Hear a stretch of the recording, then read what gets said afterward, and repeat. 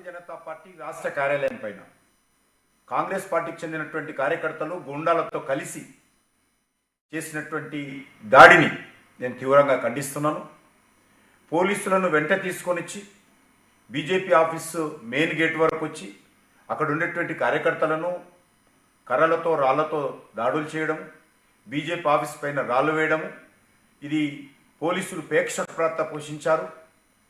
నేను ఈ సందర్భంగా హైదరాబాద్ పోలీస్ కమిషనర్ను అడుగుతా ఉన్నాను, మీ పోలీసులు ఈ రకంగా వివరించడం ఎంతవరకు సమంజసమని అడుగుతా ఉన్నాను. భారతీయ జనతా పార్టీ కార్యకర్తలను తలలు పగలగొట్టడం, రక్తం వచ్చే విధంగా రాళ్లతో కర్రలతో కొట్టడం, ఇది ఎక్కడ సమంజసమని అడుగుతా ఉన్నాను. భారతీయ జనతా పార్టీ తలుచుకుంటే కాంగ్రెస్ పార్టీ కార్యకర్తలు రోడ్ల మీద తిరగలేరనే విషయాన్ని ఈ సందర్భంగా హెచ్చరిస్తా ఉన్నాను. కాంగ్రెస్ పార్టీ ఇంతవరకు ఇంకా వాళ్ళకు బుద్ధి రాలేదు.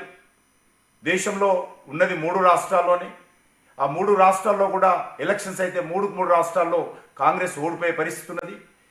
రోజు రోజుకు కనుమరుగవుతున్నటువంటి కాంగ్రెస్ పార్టీ పూర్తిగా నిరాశ నిస్పృహలతో ఈ రకంగా భౌతిక దాడులు చేయడం అవుతున్నదో ఎట్టి పరిస్థితుల్లో ప్రజలు క్షమించారని ఈ సందర్భంగా మనవి చేస్తున్నాను. భారతీయ జనతా పార్టీ కార్యకర్తల మీదనో కార్యాలయం మీద దాడులు చేసినంత మాత్రాన మేము కాంగ్రెస్ పార్టీ యొక్క అవినీతి కుంభకోణాలను, కాంగ్రెస్ పార్టీ యొక్క ఇచ్చినటువంటి హామీలను ఎట్టి పరిస్థితుల్లో ప్రసక్తి లేదు. మీరు ఇచ్చినటువంటి గ్యారంటీల వైఫల్యం పైన ఖచ్చితంగా ప్రజల మధ్యకి వెళ్తాము.